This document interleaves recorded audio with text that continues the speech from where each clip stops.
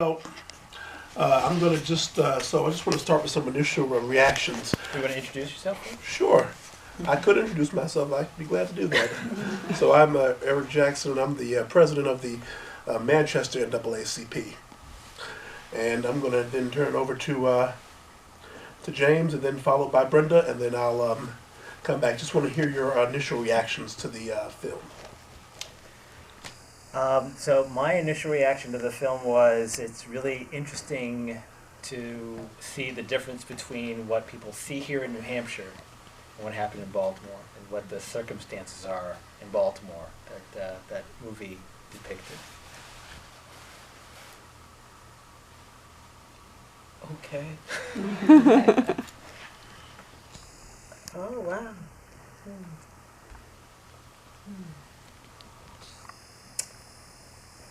I'm thinking about it. Okay. Let me think about it. And Brenda didn't get to introduce herself, though. My name is Brenda Left.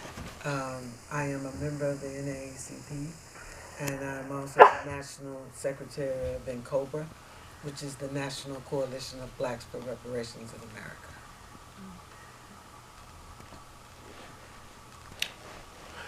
America. So for me, I guess I had took some notes on my phone, and I had some initial reactions to the film that welled up. I think, as James pointed out, thinking about the conditions in New Hampshire versus what we saw in Baltimore. Looking at the video, I think it's very easy to on a surface view of the video or the documentary to actually to say, well, why don't they just stop the violence on their own, or place blame upon the community. But I think during the film, what really struck me was, I think was so true, was how the captions gave little clues into the systemic problems that actually created the conditions that we actually saw in the film. Like, for example, 1930s, the housing laws, where people were, where low-income individuals were all concentrated into one community and essentially not given substantial resources. So that really, that was my initial, one of my initial reactions to the film, because it was, it was troubling, and the answer was, to just, this seems like the solution from the city council members were, well, we're just going to add more police and just take these bad people off, quote unquote, bad people off of the streets. And in reality, it's almost like, I think about that old proverb or that old story, if you will, where a man was sitting, or a person was sitting at the bottom of a river, and they kept seeing dead fish, kept seeing dead fish coming up at the bottom of the river, and couldn't figure out why there were so many dead fish. So they kept going a little bit further, only to see that there was somebody actually up there at the top killing them, and actually sending them down. That's how that's how the dead fish got there. And that's an illustration to demonstrate that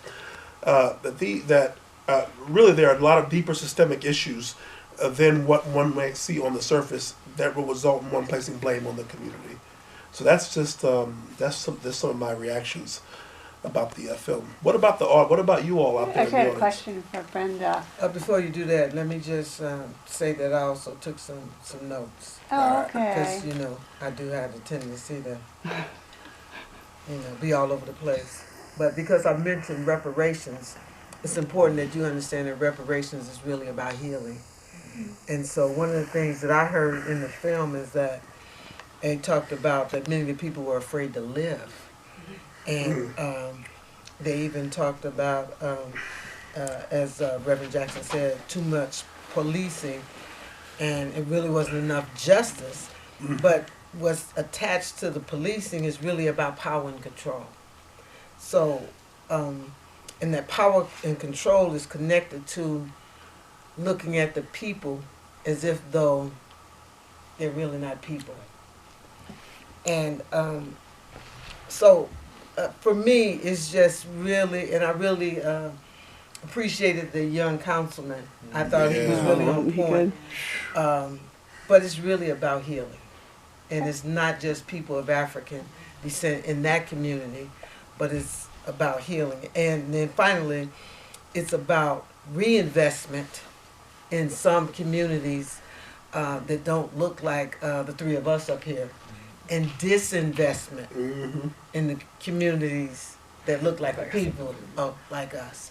So those communities are being disinvested, and that's some of what the councilman was talking about when he said, looking at the health care, looking at the education, there's disinvestment in those communities, and so then therefore the people don't feel really good about themselves.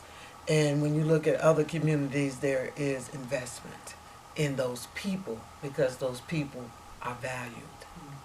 And I wanted to also just say one of the things that really struck me was the interview with the councilman in the car.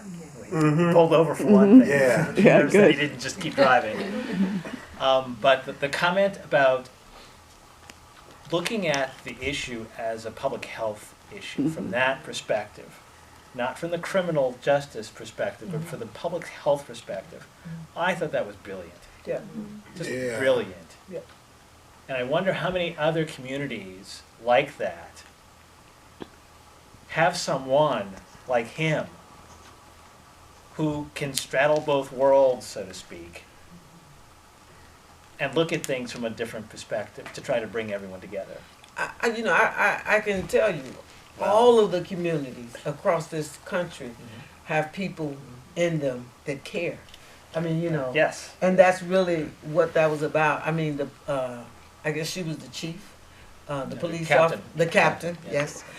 So those are people who care. Right. And so when you care, you come at it in a different kind of way. Yeah. And so and I live in Manchester, and Manchester here lately has become a very challenging place to live in. But there is some disinvestment in Manchester now. So anyway. Actually, my question is very similar to what you were saying because it had to do with reparations. Because what I saw, which is really, I think, difficult to solve, is trauma going generational, going sideways. It was going in all, just rippling in every direction. And if you know the definition of post-traumatic stress disorder, it's what? Hypervigilance. That's why people want guns. Like, if you're born, in a situation where your parents are shot and all that, you want a gun because it makes you feel safe. It might not really make you safe, but it gives you that feeling. But it made me think about reparations in terms of this sort of generational trauma, and they really kind of brought it home to the end because one of the main characters lost his sister. But that, I think, what makes it so challenging is when you have complex trauma, it's a lot to, it's a lot to fix. Yeah, it is. But if you think about, again, the concept of reparations is really about repair. And even here within the state of New Hampshire, where we have this opioid crisis, I mean, you have people using drugs because they're in pain. Yeah, and they have trauma too. They have trauma, exactly. Yeah, I would say Exactly. I would say 80-90% of my clients who had opioid addiction have either been sexually assaulted as children or violence. There's some trauma in their history that they're using that. It's very connected. Right. That makes me think of, how many of you, has anybody read the book My Grandmother's Hands by Resmaa Menakem? My Grandmother's Hands. He talks about the trauma and how the trauma has actually been passed down from generation to generation, starting in Europe. Back when the serfs came under the foot of the lords. And that trauma has been passed down from generation to generation, came on the Mayflower and the Nina the Pinta, the Santa Maria, to this country and this world, and we still deal with it, and a lot of that is why we have the divisiveness that we have today. Agreed. So we have a lot of work to do. So some reactions from the audience. I thought that movie was stunning in terms of the complexity that it captured, and the way the humanity of each character really, came across. And I think that it really showed the breadth of the problems that go into that mixture potential despair, but there was hope, there's hope, or just nobody's satisfied with it. No. Nobody's satisfied with it, no matter what role you play in it. I think that, just the way the film developed over the course of beginning to end, and how they highlighted different people, I think it told a great story. So those women filmmakers. So I think there was one perspective that was missing. Anybody come up with that? What was it? Anybody? What was it? Anybody have a thought as to what it was? Child. Well, two. Child. I was curious about the perspective of the people who are using guns and engaging Bingo. in violence. Oh, Are okay. Bingo. Yeah. Bingo. What's going Oh, on there? Okay. the bad guys. The perspective of the people who are using drugs and actually shooting. That's what I was just saying, yeah, but my clients that I've had with guns, they talk about that, like, they feel safe, and it makes them feel powerful. And when you're not in a position of power, that can make you feel safe, Yes. I mean, Yes. I get that. I mean, not that I'm a big proponent of everyone having guns, but there's, people need to understand why, there's a why, and talk about, okay, if we take your gun away, how else are we gonna give you some power, some feeling of control over your safety, life. some control of your life, feeling But it's like, an illusion anyway. Yeah. I mean, you don't really have power. Yeah. And you really don't know when you're going to go anyway, but you Yeah. know you're going. Yeah. Everybody's going. Well, everybody's going. I mean, so it's an illusion to think that if you have a gun, that you're safe. I would just like to say that all of the comments are really incredibly thoughtful, and the movie was amazing, and I agree with everything. But I go back to Reverend Eric's I think almost very first comment. I feel that the ghost of the past, and you can go back pretty far, and there's so many elements. But I think somehow what Reverend Eric pointed out, the comment about starting in the 30s, I think it's called redlining, and whether we call that, whether it's called legal de facto or de jure segregation, but systemic racism, or whatever one calls it. I think James Baldwin 50 years ago at least said de facto segregation is what it really means is there was segregation but nobody did it, but that's a ghost that casts a shadow over the whole thing, in my opinion, because once you have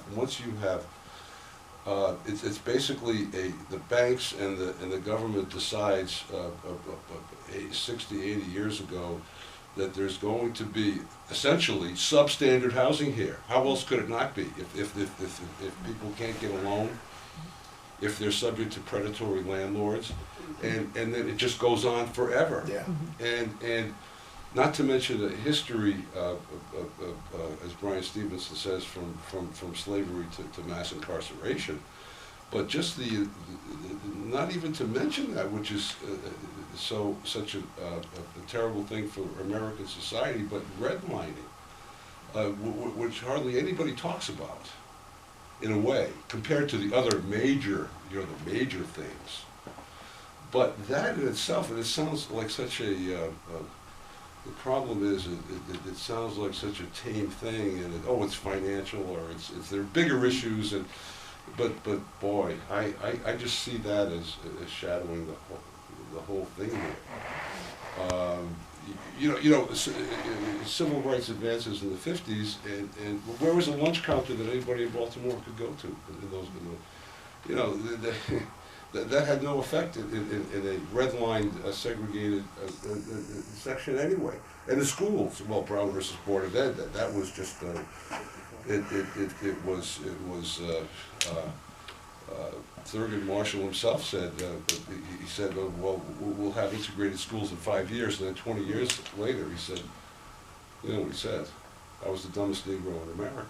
Well, when he was on the Supreme Court, he realized it wasn't going to happen. The issue, and this is just my perspective, the school system or the education system, I mean, what does it matter if it's still saying that I'm less than a human?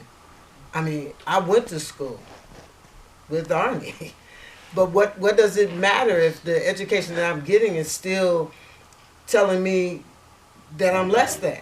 And that's the current education that we have here. So you can integrate it, but if the curriculum is still saying in 2019, still talking about slavery as opposed to enslavement, or masters as opposed to slave owners, I mean, you know, what's the... So for me, you know, we just got lots to do. We just have lots to do. But a lot has been done. Well, a lot has. But we still have lots to do. How is a society, once and for all, there's so many things to attack. I agree with you. Very, very valid and nuanced point about education today. Very important point.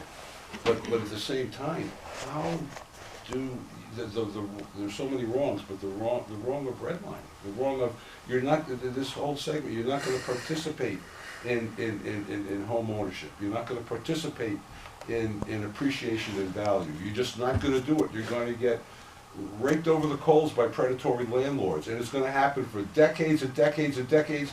And then we're going to have this movie, and then you got to figure it out. And then you got to go to funerals, and then you have to talk about guns, and you have to talk about public health issues. And it was redlining, and it was done then. The American society did it, and how is American society has got to face that? And that to me is one of the main reasons. But we have lots of it. I mean, you know, if you look at just disinvestment is part of the redlining. And again, you know, and everybody who knows me knows I'm a true proponent for people of African descent. However, it happens to poor Europeans. So it's, you know, so we have to just look at it for what it is. I can't believe it's as much. I can't believe it's nearly as much. I can't believe that. But no, I'm just saying it's happening, sir, because it doesn't happen to all people that look like the three of us. Some of the people that look like the three of us are doing very well in this country. Well, of course. Okay. So I'm just saying we have lots to do, and we could decide what it is that we want to do. This might not be the place where we do it. We may just be having conversations here, which is fine. I just like to be in a place where we're going to figure out if we're going to do something. That's just where I live. I don't mind sitting around talking. Yeah, well, one thing that is but there is a connection to New Hampshire and Manchester, is the police officers are not living in their town. And remember the one you know the woman captain, and I don't blame her, you know, like she's like, I'm taking my kids out of here. They're not getting killed. They're not getting caught in the drugs. But you know, and that's always kind of a moral issue of like, okay, am I taking my, you know, and like there was an issue a couple years ago in Manchester with police officers, like was the chief who didn't live in Manchester. And, you know, he wanted to have better schools, whatever, for whatever reason he took his kids out. And so that's always an interesting conversation about, you know, do you stay and put your own kids, you know, in this literally at risk, but other people, you know, say, well, I want better schools for my kids or whatever, and move out of, you know, a city like Baltimore. That's an interesting